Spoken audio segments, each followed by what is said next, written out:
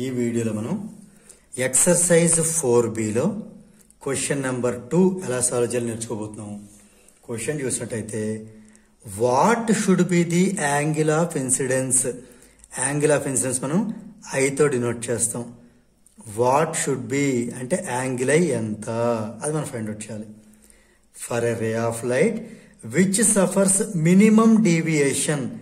Minimum deviation ని మనం delta minimum తో డినోట్ చేస్తాం. దీన్ని డెల్టా అంటాం. It's a Greek letter. Delta minimum తో మనం డినోట్ చేస్తాం. అంటే డెల్టా మినిమం అనేది 36 degrees through and equilateral prism. ఇక్కడ మనం జాగ్రత్తగా అబ్జర్వ్ చేయాల్సి ఉంటుంది. ఈక్విలేటరల్ ప్రిజం అనే దాంట్లో మనకి ఇచ్చిన క్లూ ఏంటి, ఇది తెలియాలి అంటే మన దీని సూటబుల్ ఫార్ములా ఏంటో ఫస్ట్ మనం గెస్ చేసి దాన్ని ఫైండ్ అవుట్ చేసి దాన్ని బట్టి మీకు చెప్తాను ఈక్విలేటరల్ ప్రిజం అనేది ఎలా యూజ్ చేయాలనేది. యాక్చువల్ ఫార్ములా ఏంటి? యాక్చువల్ ఫార్ములా ఏం చెప్తుందంటే delta minimum is equal to 2 times angle of incidence minus angle of prism. ఇది ఒకవేళ బై మిస్టేక్ మనం మర్చిపోతే దీన్ని ఎలా మనం గుర్తుపెట్టుకోవచ్చు ఎగ్జామ్లోని, దీన్ని ఎలా మనం ఈ ఫార్ములాని ఎలా రాబట్టుకోవచ్చో చెప్తున్నాను. జనరల్గా అయితే మనకి angle of incidence, angle of emergence total ఎంత అంటే ఈ deviation plus angle of prism. ఇది general formula. But in the situation of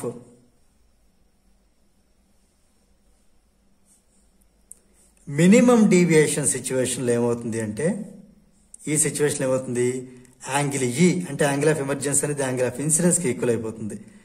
ఇక్కడ జాగ్రత్తగా అబ్జర్వ్ చేయండి. మినిమం డీవియేషన్ అంటే డీవియేషన్ చాలా తక్కువ ఉంది, డిఫరెన్స్ చాలా తక్కువ ఉంది అన్నప్పుడు ఆల్మోస్ట్ రెండు యాంగిల్స్ కూడా ఈక్వల్ అయిపోతాయి. అందువల్ల ఈ బదులు మళ్ళీ ఐ రాసేద్దాం. ఐ ప్లస్ ఐ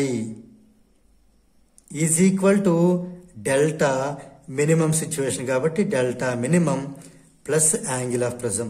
ఇది 2 times ఐ అయింది కదా. 2 times I is delta minimum plus angle. Angle means angle of prism. దీన్ని బట్టి డెల్టా మినిమం కావాలంటే ఏని ఇటు షిఫ్ట్ చేసేద్దాం.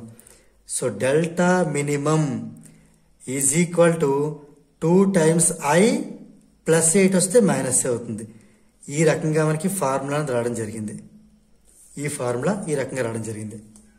మనకి ఫార్ములా గుర్తుంటే ఫార్ములా యూజ్ చేయండి, ఒకవేళ గుర్తు లేకపోతే ఇది యాక్చువల్గా మనకి ప్రాసెస్. రైట్, ఇప్పుడు మనం ఈ ఇచ్చిన డేటాలో మనకి ఐని ఫైండ్ అవుట్ చేయాలి అంటే మనకి డెల్టా మినిమం తెలియాలి, ఏ కూడా తెలియాలి. సో డెల్టా మినిమం అంటే తెలిసిపోయింది, ఎలాగో మినిమం డ్యూరేషన్ కూడా దాన్ని ఫైండ్ అవుట్ దాన్ని అక్కడ నోట్ చేసుకున్నాం.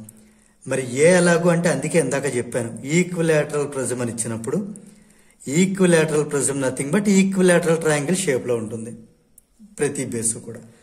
అందువల్ల అక్కడ మనం ఈ యాంగిల్ ఆఫ్ ప్రిజం మనం 60 degrees గా తీసుకోవచ్చు. రైట్, సో హియర్ ఇక్కడ మనకి గివెన్ ఏంటి, గివెన్ డెల్టా మినిమం అనేది 36 degrees. ఐ చూస్తే మనం ఫైండ్ అవుట్ చేయాలి, అది కూడా డిగ్రీస్లో ఉంటుంది. అయితే మనకి ఏ తెలియాలి కాబట్టి ఇప్పుడు మనకి ఈక్విలేటరల్ ప్రిజం కాబట్టి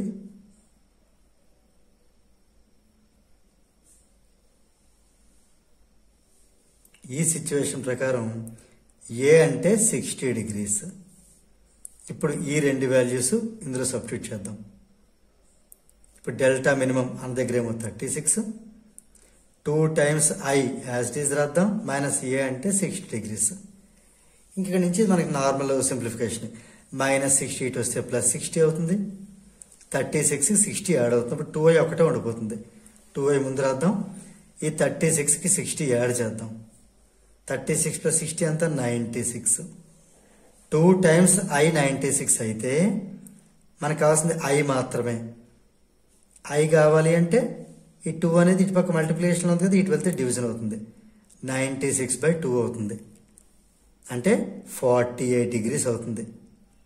there four angle of incidence ఎంత వచ్చినట్టు, 48 degrees వచ్చినట్టు. కన్క్లూజన్ ఏం రాద్దాం, ఇక్కడ what should be the angle of incidence అడిగాడు కదా. Therefore the angle of incidence should be 48 degrees.